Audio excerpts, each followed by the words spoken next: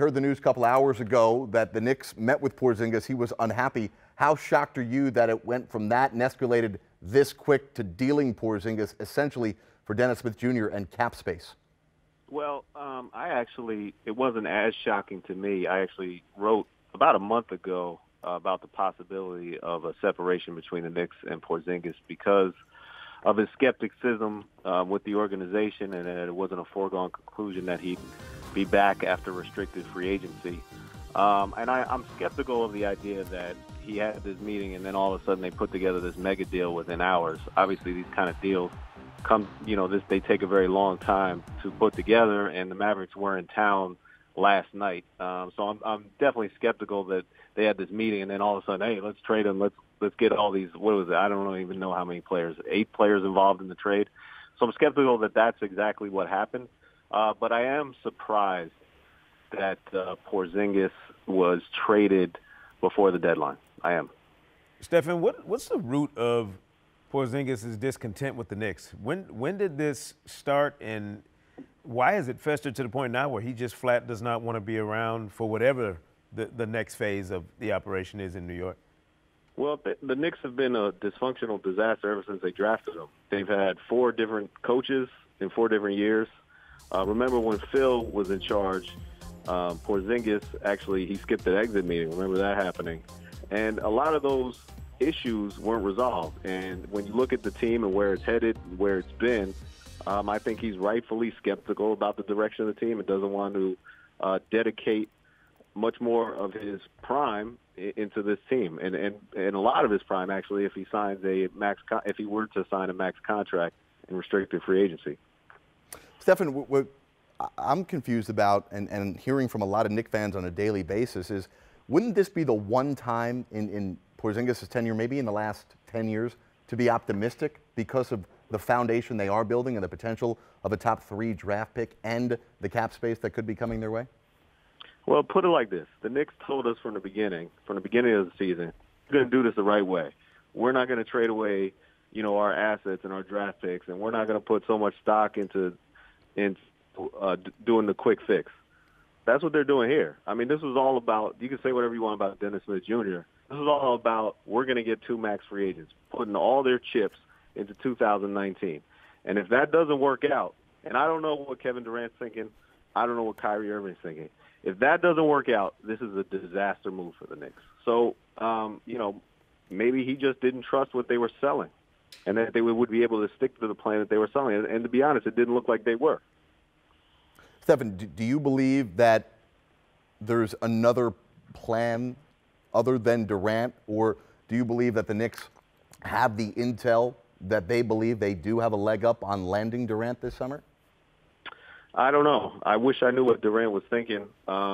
You hear different things. If you could talk to 10 different people, they'll tell you 10 different things about what Kevin Durant is going to do. Obviously, he has a great team in Golden State, and if we're all about winning, he would re-sign there.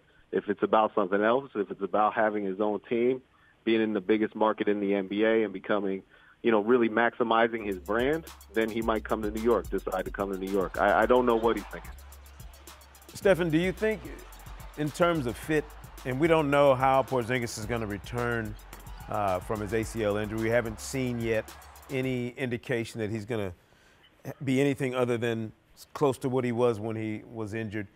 Is Dallas an ideal fit for Kristaps Porzingis in terms of the deal the Knicks have made? Would that appeal to Porzingis in more ways than one, going to play with Luka Doncic in a place where they've housed an international superstar and watched his career come to fruition the way Dirk's did?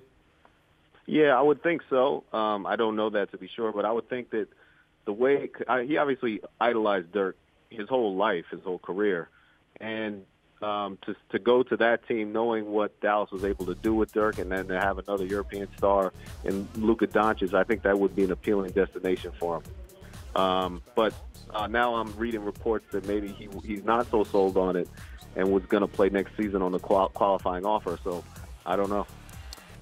Where do you believe he is with his health, and how much of the Knicks' plan to quote-unquote tank has related to him not being close to returning? Well, I think So he was scheduled to be reevaluated in the middle of February. Sorry, and then we were going to learn whether he was going to come back or not. I think he could come back. I don't know. It's certainly not when he was playing on the Knicks that it would be worth it to come back. The team was already in the tank.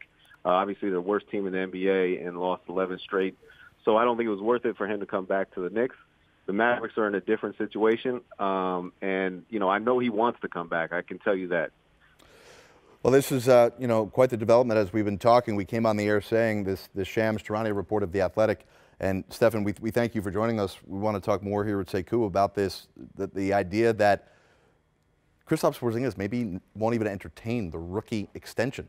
He wants to get to unrestricted free agency as quick as possible. We saw, now listen, I understand the context of the player is much different, but I want people to understand this. This is not all that different than what Patrick McCaw, what his intent was. The way I'm reading and understanding the story and hearing from people around the league here is that, remember, McCaw's intent was to get to the summer of 19 as an unrestricted free agent. That's as quick as possible. Porzingis, while he would play for a lesser deal next season for the Mavs, then would get himself in the summer of 20 to an unrestricted free agent, thus being able to go wherever he wants. Yeah, and Jed, we've got players now in this day and age who are dictating their own outcome in terms of how they want to attack the primes of their careers. And we're all guessing and speculating on his motives and what his ultimate, goals are.